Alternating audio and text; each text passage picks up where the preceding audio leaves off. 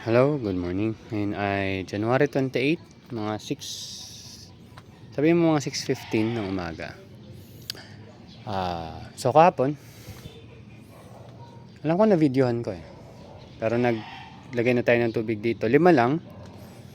So tubig pa lang. So mamaya titimplahan natin kasi mamayang hapon tayo magta-transfer. So ito, tsaka yung dulo. Yun yung may mga tubig na. And ito, itong nasa gitna, i-drain ko to. Kasi for clean up yan eh. Kasi puno pa to eh. Pinandidilig ko kasi sila. Then, ano ba yung susundan niya? Ayan, ito yung susundan. Batch 2 yata to ng 2026 or batch 1. Ay, tingnan natin. Meron ditong label eh. So, maraming pa rin tayong dapat asikasuhin. Pero kahit pa paano, nakakapag-produce naman tayo.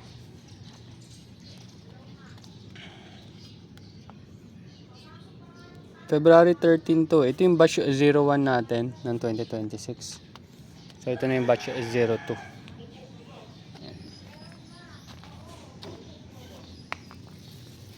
Ano, amaranth to. Na lang. Tumubo eh. Yan. So hindi ko pa naayos yung sa mga tanglad natin. Pero ayun yung mga tanglad. Tapos ito yung ongoing harvest ko. So mag-harvest ako ng 4 na piraso ngayon. So kunin ko na yung 2 yon. Then bawas pa tayo ng 2 dito. Yan. Yung banda dito medyo maliit eh. Pero okay na yan. Makakahabol naman yan. Ito malalaki oh. Tapos after nito, ito yung batch 30. Sorry. Batch 38. Hindi ko sure kung kita pero batch 38 yung nakasulat dyan.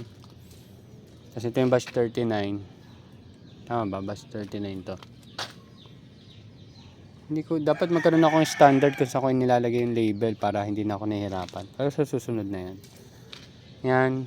Sabihin natin batch 39 yan kasi yun is batch 1 ng 2026. Ito yung batch 2. Yung lilipat natin mamaya is batch 3. Nakapagtanim na rin tayo ng batch 4. Yan. So, medyo bumilis yung proseso kasi talagang sinisipagan ko. Ang lilinisin na lang natin, 1, 2, 3. So, 4. Mga 4 na boxes na lang. Kaya ko nang tapusin yan for the day.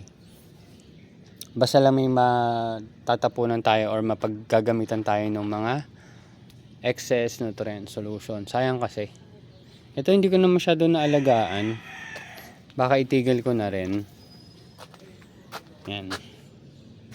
So malamang i-harvest ko na yan lahat mamaya.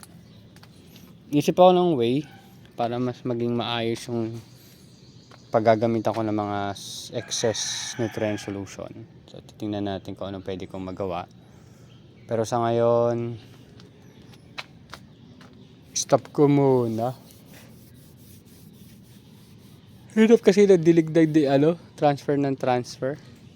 Kasi kailangan mong transferan yan eh. Tapos ang problema pa niyan dahil sobrang init dito, hindi katulad dun sa kabila.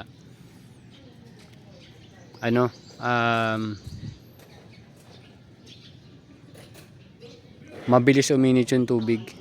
Pag mas mabilis uminit tubig, naapektuhan yung ugat. Kaya hindi masyadong lumalaki. Kaya mapapansin nyo, maliliit lang yan.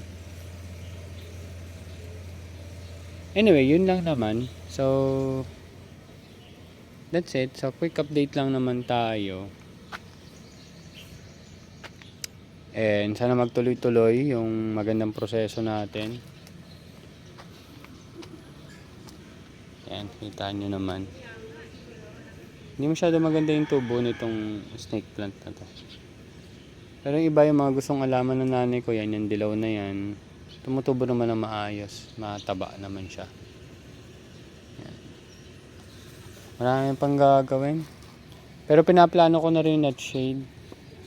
Kasi ito kailangan i-scrub natin to kasi medyo maano na siya. Maalikabok. Pero overall, goods naman. Ganda ng pagkakagawa ko dito ng takip. Ay, ito. Ng bubong. So, hopefully, magawa ko rin sa iba. So, ang tanim natin is 75 and 90 pieces. 75 and 90 pieces. So, ito pala ginupit ko kahapon. Kasi, parang mas para hindi siguro mahirapan pag humahangin. So marami pang gagawin. Kailangan ko pa mag-ipon ng sipag. Pero yun nga, yung tuloy-tuloy na tanim natin is hindi nawawala. Kasi yung kailangan kong i-push sa sarili ko. Yan. So hopefully next week, bago mag next week ubos na to, kasi para may space na tayo para sa tataniman natin.